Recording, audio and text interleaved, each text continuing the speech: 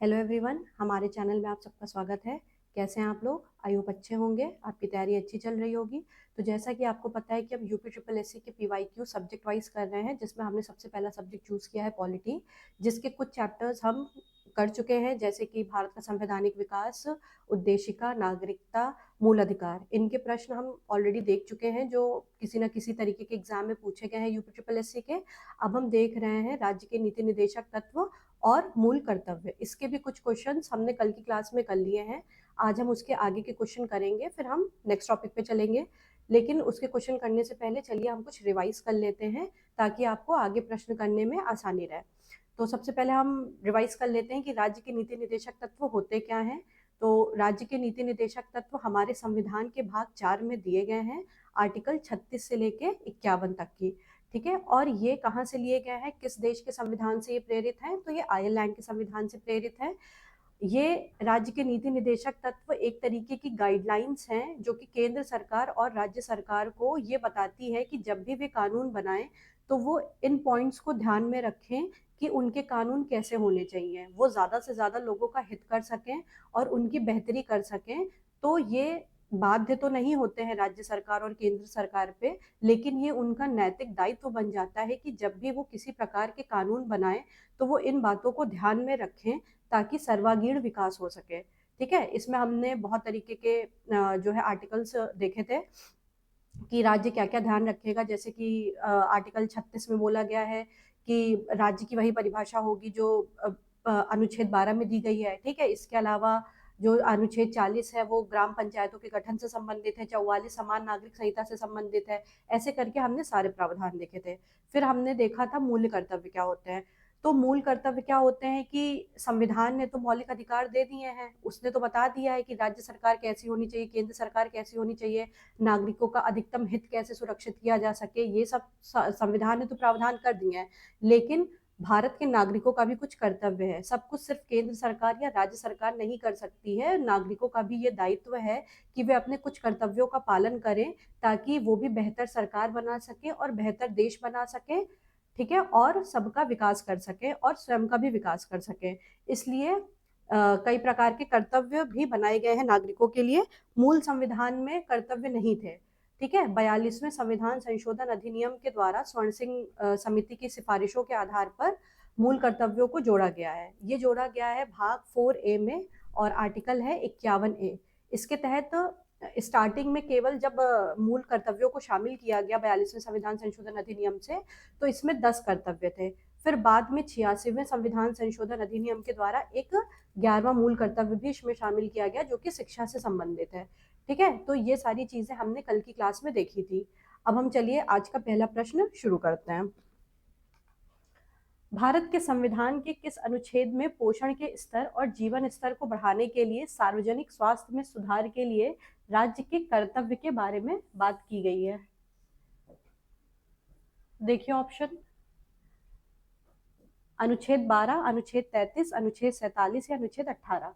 तो पोषण के स्तर और जीवन स्तर को बढ़ाने के लिए सार्वजनिक स्वास्थ्य में सुधार करने की बात बोली गई है अनुच्छेद 47 में। ठीक, ये किससे संबंधित है? डीपीएसपी से संबंधित है। और अनुच्छेद 12 क्या कहता है? अनुच्छेद 12 कहता है कि राज्य, अनुच्छेद 12 में राज्य की परिभाषा दी हुई है। ठीक है, आगे बढ़ते हैं। देखिए, भारत के संविधान के अनुच्छेद 47 में पोषण के स्तर और जीवन स्तर को बढ़ाने के लिए और सार्वजनिक क्षेत्र में सुधार लाने के लिए राज्य के कर्तव्यों के बारे में बात की गई है। निदेशक सिद्धांतों में परिवर्तन के लिए एक संवैधानिक संशोधन की आवश्यकता होती है, जिसे निम्न के द्वारा पारित किया जाना आवश्यक होता है: संसद के सदनों द्वारा, संसद में उपस्थित 2/3 सदस्यों के अनुमोदन और मतदान के द्वारा। देखिए, हमेशा ऐसा नहीं है कि मूल संविधान में जो चीजें लिख दी गई हैं या कह दी गई हैं बस वही है। समय के हिसाब से इसमें परिवर्तन किया भी जाता है। ठीक है, तो जब परिवर्तन होता है तो कुछ चीजें इसमें शामिल की जाती हैं और कुछ चीजों को हटा दिया जाता है। ठीक है, तो अगर हमें कुछ शामिल करना है संविधान में, तो उसके लिए हमें संविधान संशोधन की आवश्यकता होती है। तो यहाँ पे डीपीएसपी में संविधान संशोधन से रिलेटेड बात कर रहा है कि अगर हमें संविधान में संशोधन करना हो डीपीएसपी में, तो हम क्या उसके लिए प्रावधान फॉलो करेंगे। तो ये होगा कि जो भी अधिनियम पारित होगा वो संसद के दोनों सदनों के द्वारा पारित होना चाहिए, और संसद में उपस्थित 2/3 सदस्यों का अनुमोदन और मतदान उस पर होना चाहिए। ठीक है, यानी कि इसमें क्या सही है, तो इसमें दोनों सही है, ए और बी दोनों सही है। ठीक है, आगे बढ़ते हैं, एक बार पढ़ लेते हैं इसको। देखिए, नीति निर्देशक सिद्धांतों में परिवर्तन के लिए विशेष संवैधानिक संशोधन हेतु संसद के दोनों सदनों में उपस्थित 2/3 सदस्यों का अनुमोदन और मतदान की आवश्यकता होती है। भारत के राज्य के नीति निर्देशक सिद्धांतों के संदर्भ में इनमें से कौन सा वक्तव्य सही है? ऐसा कहा जाता है कि ये सकारात्मक प्रकृति के हैं और इनका लक्ष्य है राज्य के अधिकारों और कार्यों में वृद्धि लाना। बिल्कुल सही स्टेटमेंट है ये। इनका लक्ष्य है सामाजिक और आर्थिक न्याय प्राप्त करके एक लोक हितकारी राज्य की स्थापना करना, ये भी बिल्कुल सही है। ठीक, जो डीपीएसपी होते हैं ये सकारात्मक प्रकृति के होते हैं, ये राज्य के अधिकार और कार्यों में वृद्धि करते हैं। ठीक है, और इनसे सामाजिक और आर्थिक न्याय सुनिश्चित किया जाता है। तो इसमें में से क्या सही है, तो ए और बी दोनों सही हैं। ठीक है, और फिर ये देख लेते हैं कि नीति निर्देशक तत्व भाग 4 में दिए गए हैं, अनुच्छेद 36 से 51 तक दिए हैं और ये आयरलैंड के संविधान से लिए गए हैं। आगे बढ़ते हैं, ये सकारात्मक प्रकृति के हैं। ठीक है, ये सब तो हम लोग ने देख ही लिया, और ये सामाजिक आर्थिक न्याय प्राप्त करके एक लोक हितकारी राज्य की स्थापना करते हैं। भारत के संविधान के राज्य के नीति निर्देशक सिद्धांत में निम्नलिखित विशेष रूप से कहा गया है कि राज्य विशेष रूप से इसकी सुरक्षा के प्रति नीति में होगा। मतलब कि इसमें इस क्वेश्चन में ये पूछा जा रहा है कि राज्य का क्या कर्तव्य होगा कि पुरुष और महिलाओं दोनों के लिए समान कार्य हेतु समान वेतन, बिल्कुल सही है ये। पुरुषों और महिलाओं की स्वास्थ्य और शक्ति, बच्चों की निविदा उम्र के साथ दुर्व्यवहार नहीं किया जाएगा और नागरिकों को आर्थिक आवश्यकता से मजबूर नहीं किया जाएगा ताकि वे अपनी आयु या ताकत से बचने वाले आह्वान में प्रवेश कर सकें।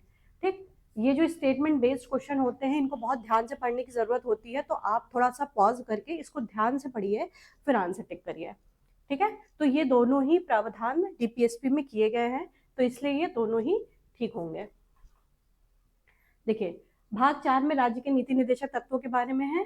ठीक, और ये वाला जो प्रावधान है कि पुरुष और स्त्री सभी नागरिकों को समान रूप से जीविका के पर्याप्त साधन प्राप्त करने का अधिकार होगा, ये बोला गया है अनुच्छेद 39A में या का में बोला गया। ठीक, चाहे वो स्त्री हो चाहे पुरुष हो, दोनों को पर्याप्त साधन अपनी जीविका को कमाने के लिए मिलेगा।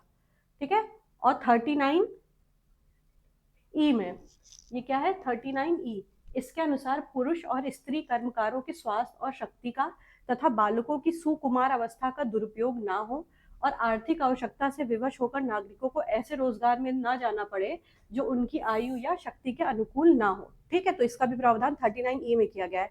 कहने का तात्पर्य यहाँ पे यह है कि प्रत्येक नागरिक को एक गरिमा के साथ अपनी जीविका अर्जन करने का अधिकार होता है। ठीक है, आगे बढ़ते हैं। निम्नलिखित में से कौन सा वक्तव्य भारतीय संविधान में स्थित राज्य के नीति निर्देशक तत्वों में विनिर्दिष्ट रूप से उल्लेखित है?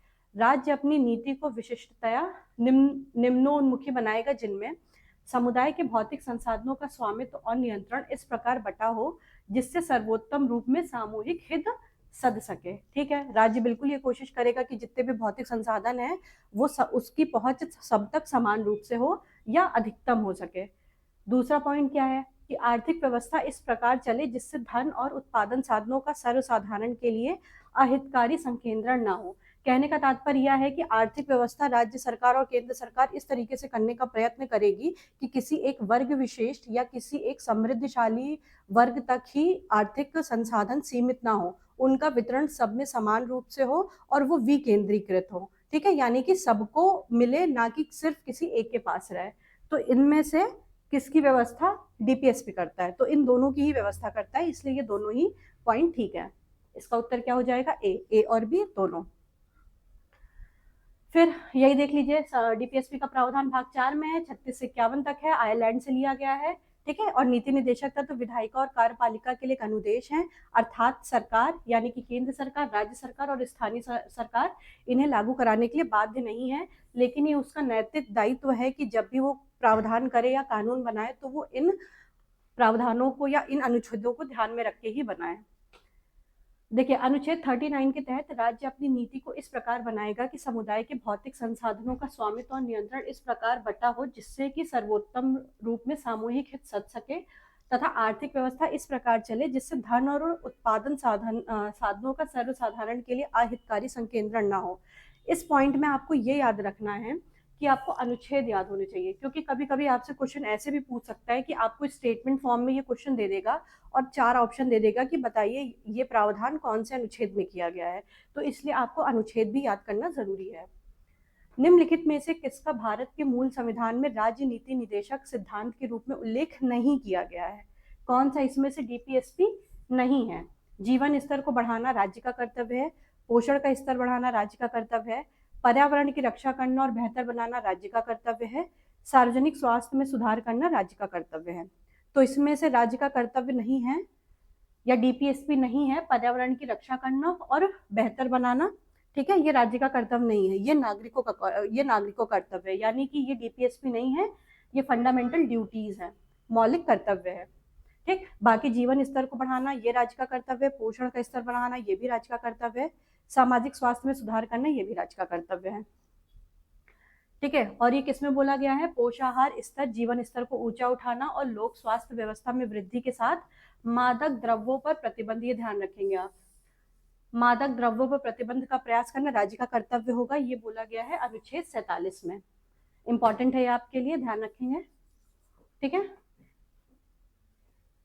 इसके बाद पर्यावरण की रक्षा करने का उल्लेख ये हमारे मौलिक कर्तव्य में है।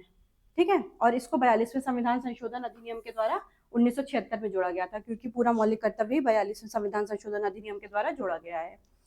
निम्न में से कौन सा राज्य नीति के निदेशक सिद्धांतों में नहीं कहा गया है?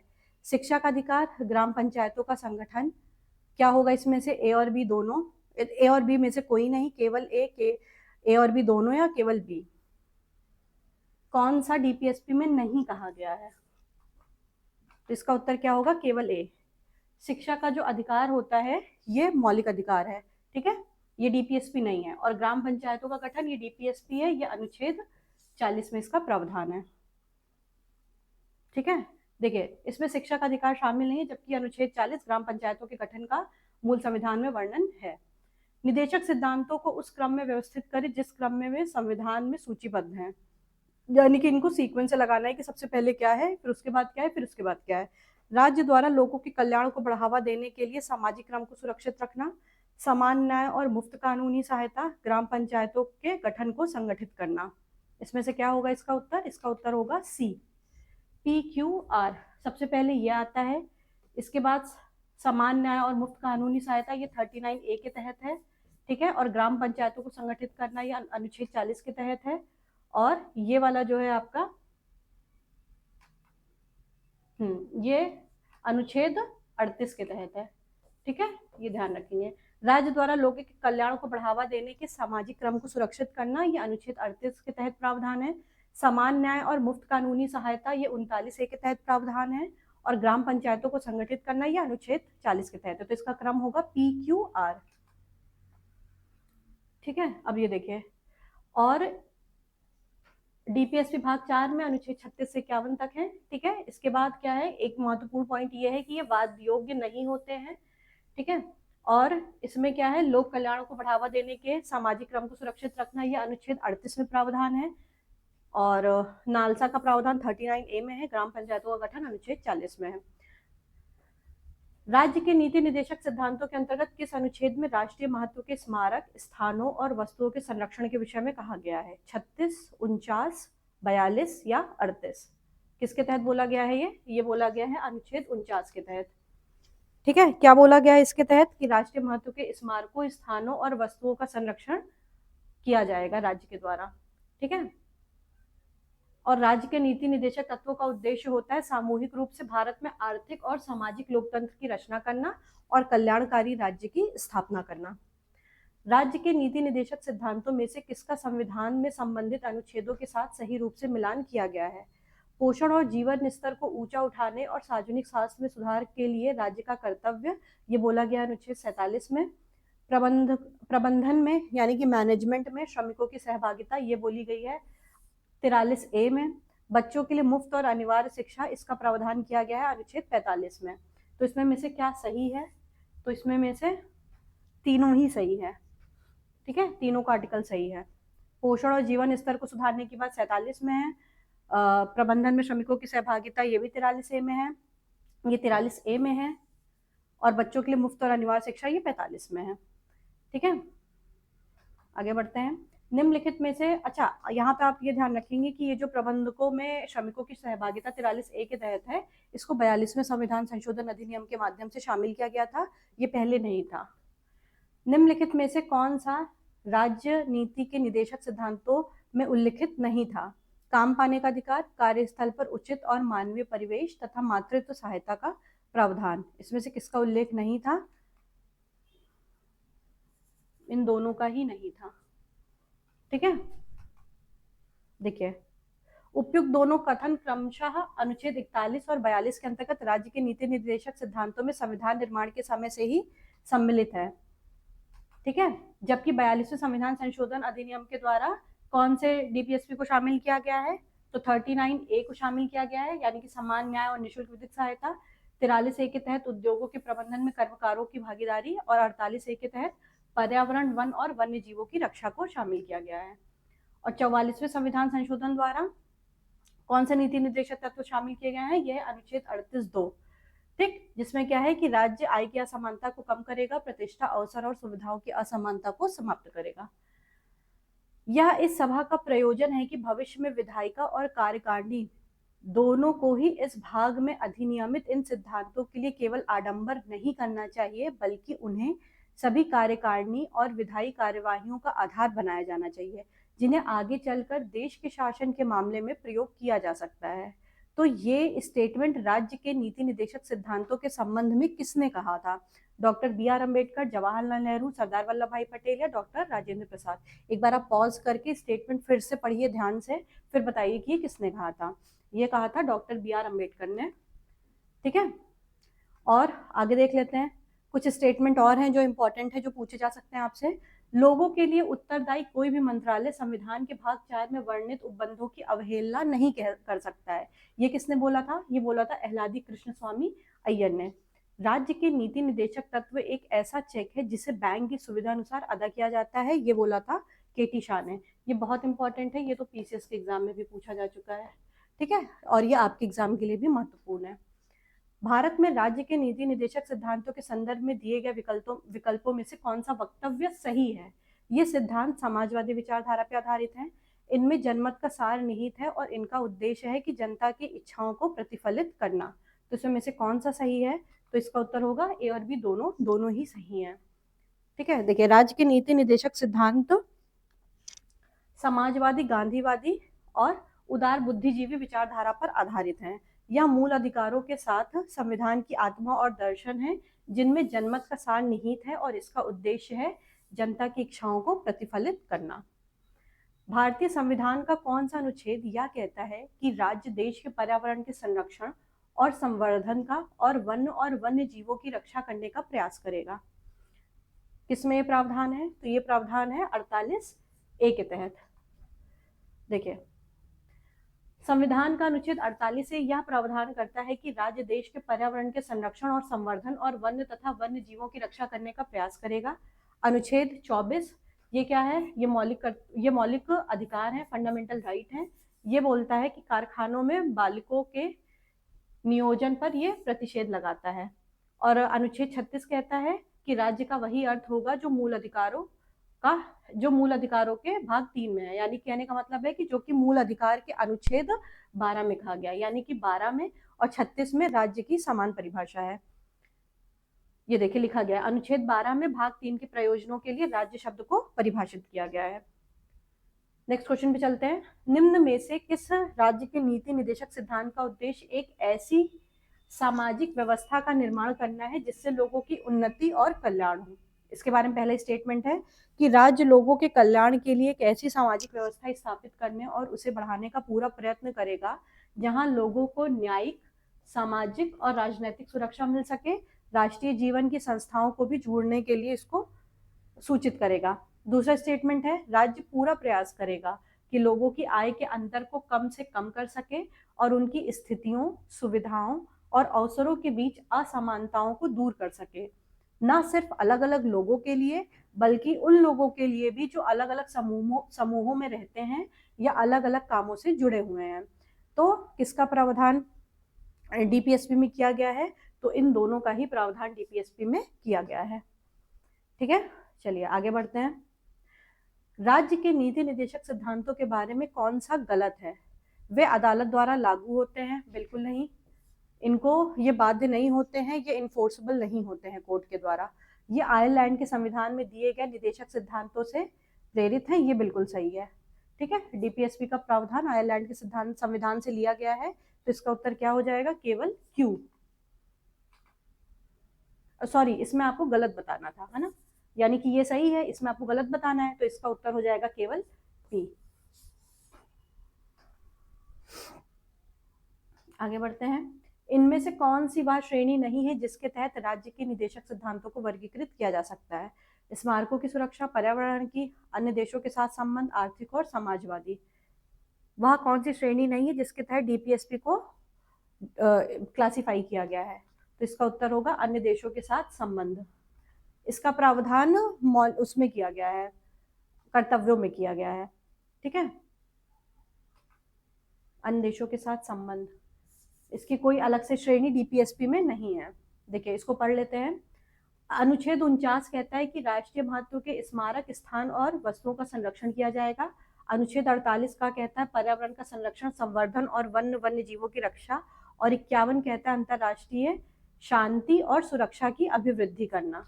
ठीक है, ना कि अन्य देशों के साथ संबंध। अंतरराष्ट्रीय शांति कायम करना है और सुरक्षा भी बढ़ानी है, लेकिन संबंधों के बारे में डीपीएसपी में कोई बात नहीं की गई है, कंफ्यूज नहीं होंगे आप, ये ध्यान रखेंगे। राज्य के निदेशक सिद्धांतों में कौन सा संविधान के अनुच्छेदों से सही ढंग से मेल खाता है? न्यायपालिका से कार्यपालिका का पृथक्करण, अनुच्छेद 47। अंतरराष्ट्रीय शांति और सुरक्षा का प्रसार, 43A। राष्ट्रीय महत्व के स्मारकों, संस्थानों और वस्तुओं का संरक्षण, अनुच्छेद 49। तो इसमें से कौन सा सही है? ये तो गलत है, ये भी गलत है। सिर्फ क्या सही है इसमें? केवल आर सही है। राष्ट्रीय महत्व के स्मारकों, स्थानों और वस्तुओं का संरक्षण, ये अनुच्छेद 49 में बोला गया है। ठीक है,